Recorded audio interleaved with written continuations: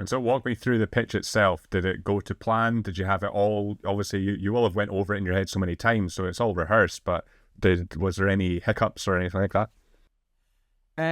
I think I stuttered at one point, but I don't want to say too much but there was somebody on the panel. He was slightly distracting me. They were gesturing to get a pen, so because it was take two, essentially, they had to reset and go again. So they had their notebooks, but one of them didn't have a pen. So he was going like, "Can I get a pen?" And I carry a pencil in my back pocket, a wee golf pencil, and I was just about to reach in and chuck it over, but I think he got one. And that was just enough to distract me. And I'm thinking to myself, like, this is my one. You get one chance at that. There's not like, take it from this angle. Well, we'll do that again. Right, stop there. No, this is your pitch. So yeah, that was slightly off-putting, but in the main, I'm really, really happy with how I delivered it. And then like we were able to have a little football demo essentially with them, so they were all quite interactive and quite engaged in that, and that was quite fun. And that it's amazing. One of the things I was really amazed about is how personable they are. Like, these guys are experts, and this is the soft skills that they have that you won't be able to teach that in a business school, but these guys have it in abundance. But they make you feel so comfortable in there, and you're in a really vulnerable position because you're about to expose everything.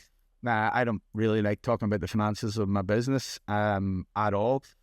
But so they want you to discuss all that, but they're really professional at creating that environment of trust and kind of openness, which is an amazing skill to kind of watch.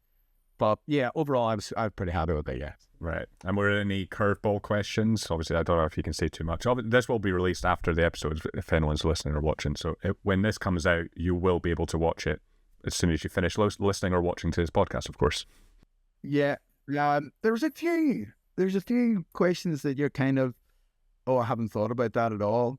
And there was one in particular was like, what's the size of the UK market for this?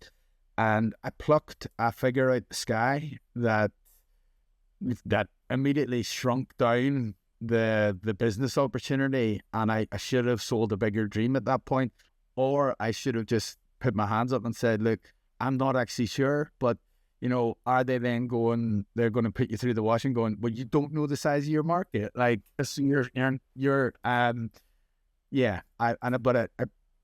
I don't have any regrets in there, but I think if I was doing things differently, I would have known that for a start. But yeah, I probably would have held my hands up and said, look, I'm not actually sure of the market cap for this, because we're kind of creating a new market, really, which we are doing.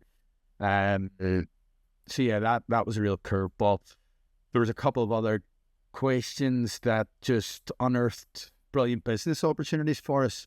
And so not curveballs, but things that I hadn't thought about before, which was class.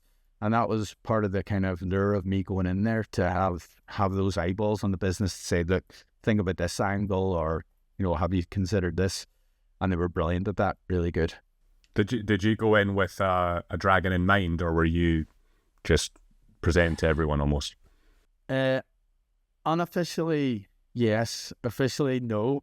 Because you're throwing the line as well, because they often say pre-episode, like, if you're really focused on one person, then you'll have a kind of natural bias towards that person.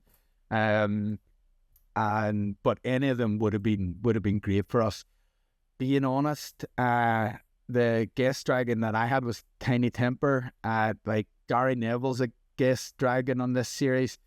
Gary would have really, really been a good fit for our business, because he's mission driven, he's football in the brain, and he's a brilliant entrepreneur. And he would have been amazing as a guest dragon, but like, I hugely respect the dragons that are regulars, especially those that have been there since the start. I've kind of made no secret of my love of like Peter Jones and Deborah, Stephen Bartlett, Tucker. So yeah.